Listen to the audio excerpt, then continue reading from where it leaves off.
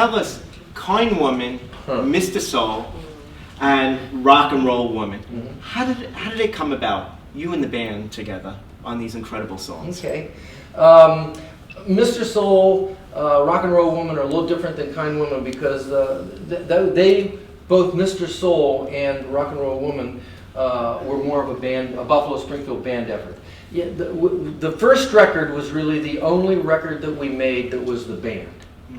After that, it became bits and pieces. There were a couple songs on the second record that was the band, but then Stephen would be out with someone, and he'd, oh, I'm going to bring these guys in, and they're going to play the song. So Rock and Roll Woman and Mr. Soul, bands. Yeah. Kind Woman, Richie. Yeah, that was not as much a band effort for sure. That was on the third record, and it was not a band. It was not a band effort at all. Jim Messina and I basically put that together. And what's the history about those three songs? Like, how are they coming about? Well, obviously, you write a song, and then your heart's pounding like crazy, and you bring it to the band. Because I mean, you're stepping out there. Here's your creativity, man, and it's just like all out there now. I mean, it's you can't hide it anymore behind the closed doors. And what do you think? What do you think? And you're waiting, because.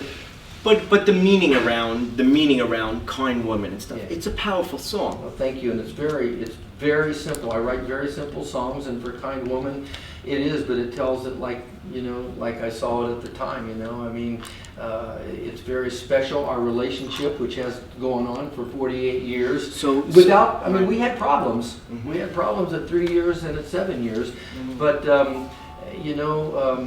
Why the 7-year itch? I don't know. I really Doesn't don't everybody know. experience the 7-year itch? Some people do, and well, they just lie. They did. And the 3-year, I don't know what happened there. I wish we could have gotten past all of it, but we had to go through it to make it strong. And was Nancy okay becoming part of rock and roll history? She had no choice.